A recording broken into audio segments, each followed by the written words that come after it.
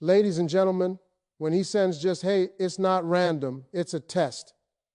He's checking your availability, your interest, and how much effort you'll give with very little effort from his side. That one small word is designed to see if you'll jump, explain yourself, or carry the whole conversation for him. When someone sends a simple, hey, it is rarely meaningless. That short message is often a quiet test of availability. He is checking whether you are instantly accessible, emotionally open, and ready to engage without him having to invest any real effort.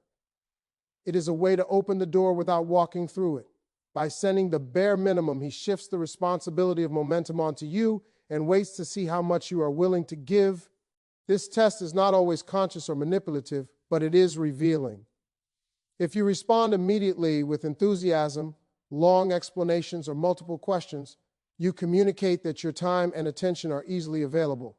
This teaches him that he can reach you with minimal effort and still receive maximum engagement.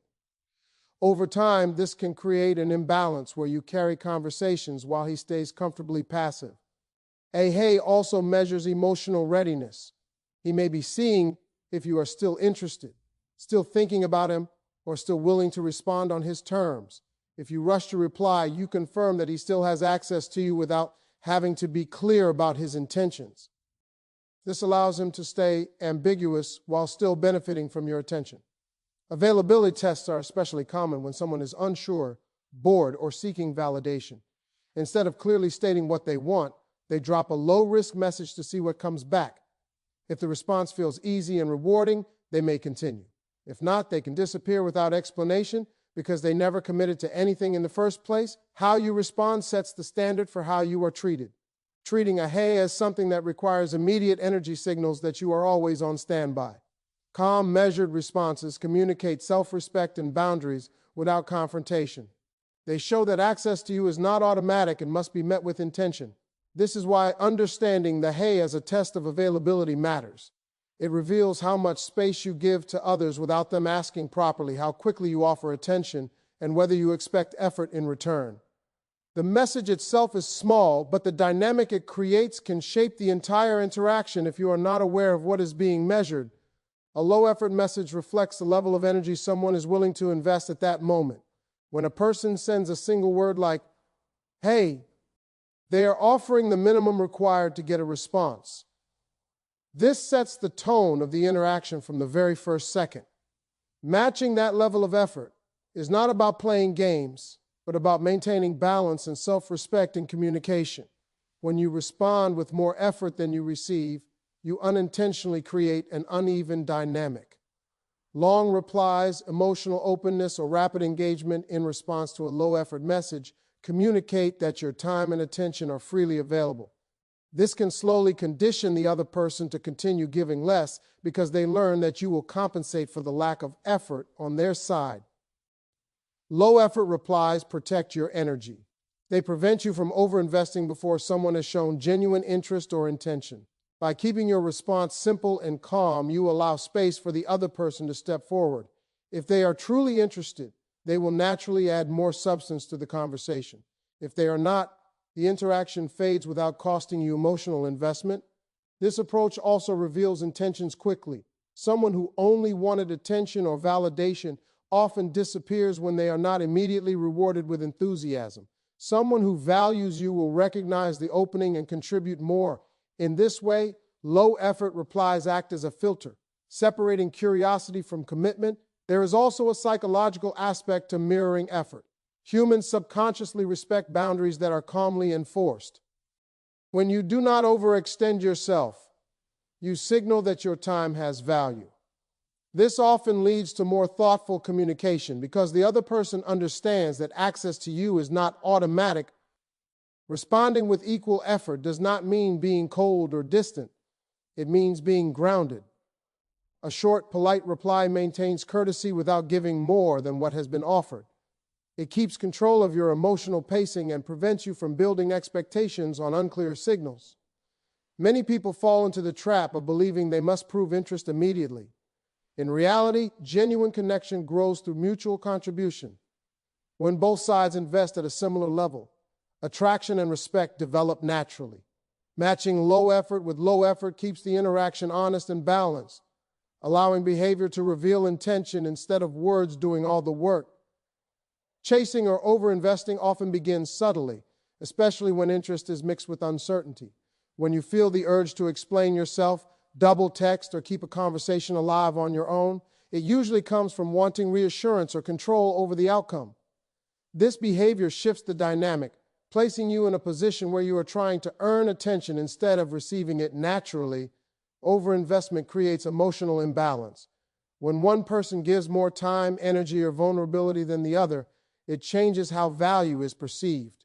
The person who invests less often holds more power, not because they are mim or confident, but because they are not risking as much. By chasing, you unintentionally teach the other person that you are willing to stretch yourself to maintain their interest. There is also a psychological effect on self-worth. Constantly initiating, fixing silence, or carrying emotional weight can lead to anxiety and self-doubt.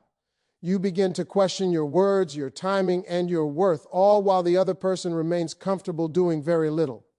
This dynamic can drain confidence and create attachment to inconsistency rather than genuine connection. Not chasing is not about withdrawal or manipulation. It is about allowing space. Space gives the other person room to choose you freely rather than being pulled along by your effort. If someone is interested, they will move towards you without pressure.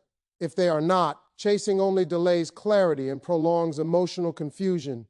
Overinvesting early can also mask compatibility issues. When you are focused on maintaining interest, you may ignore red flags, unclear communication, or lack of effort. You fill in the gaps with hope instead of observing behavior. This often leads to disappointment because the connection was built on your energy rather than mutual intention. Healthy connection grows from reciprocity. When effort flows both ways, there is ease instead of tension. You do not feel the need to perform or prove yourself. You respond, not react. You engage without losing yourself in the process, letting go of chase. Acing requires trust in your own value. It means understanding that attention given freely by the right person will not feel uncertain or forced. When you stop overinvesting, you give yourself the chance to experience interest that is consistent, intentional, and grounded in mutual respect rather than imbalance or emotional pursuit. Letting him lead is about observing initiative rather than forcing direction. When someone is genuinely interested, they naturally move the interaction forward. They ask questions, suggest conversations, and make their presence clear without being prompted. Allowing this to happen gives you real information about their level of interest instead of assumptions based on potential or words. When you take on the role of leading, you remove the need for him to show effort. You become the planner, the initiator, and the emotional driver of the interaction. This can blur the truth because you may feel connected due to your own actions rather than his. Stepping back slightly creates space for his behavior to speak for itself. Interest reveals itself through consistency. If he leads, he will follow up, clarify intentions, and maintain communication without being chased. If he does not, the silence is also an answer. Allowing him to lead means you are not filling gaps or justifying distance. You are simply observing what is offered. This approach protects you from investing in uncertainty. When someone truly wants to be present, they do not leave you guessing. They do not rely on minimal messages or vague signals. By letting him take initiative, you avoid attaching to potential and stay grounded in reality. Letting him lead does not mean becoming passive or unavailable. It means responding with openness while not taking responsibility for momentum. You stay receptive without steering the direction. This balance keeps your energy centered and your expectations realistic. There is also respect in allowing someone to show up fully. When you constantly guide or prompt, you limit their opportunity to demonstrate interest. Stepping back allows them to step forward if they choose to. Their actions then become a clear reflection of their intentions rather than a response to pressure. This dynamic also reinforces your boundaries. You are not waiting, hoping, or proving anything. You are simply present and attentive. If he leads, the connection develops naturally. If he does not, you gain clarity without emotional exhaustion. True interest does not need to be pulled out or decoded. It is steady, visible, and expressed through effort. By allowing him to lead when he is interested, you place value on mutual engagement and protect yourself from investing in someone who is unsure, inconsistent, or only casually curious. Words are easy to offer, especially when they require no follow-through. Someone can say they miss you, care about you, or want to see where things go, but words alone cost nothing. Actions, on the other hand, require effort, consistency, and intention. They show priority through behavior rather than promises. When you focus on actions, you shift your attention from what is said to what is actually done. Many people get emotionally attached to potential created by words. Compliments, explanations, and future talk can feel reassuring, but they often create a false sense of security. When actions do not align with those words, confusion begins. You start questioning timing, circumstances, or yourself instead of noticing the simple mismatch. Watching actions removes the need for interpretation because behavior is clear. Actions show how someone values your time. Do they follow through when they say they will call or meet? Do they make space for you in their routine? Or do you only hear from them when it is convenient? Consistent behavior reflects genuine interest far more accurately than emotional language or excuses. Words can also be used to maintain access without commitment. Someone may keep communication alive with reassuring phrases while avoiding real investment. This keeps you emotionally engaged while they remain comfortable and non-committal. When you observe actions, this pattern becomes obvious. A lack of effort reveals a lack of intention, regardless of how nice the words sound. Focusing on actions also protects your emotional energy. Instead of replaying conversations or analyzing messages, you ground yourself in reality. You stop filling in gaps with hope and start responding to what is actually happening. This reduces anxiety and prevents over-attachment to inconsistency. Actions reflect priorities. People make time for what matters to them. If someone consistently shows up, initiates contact, and follows through, their interest is evident.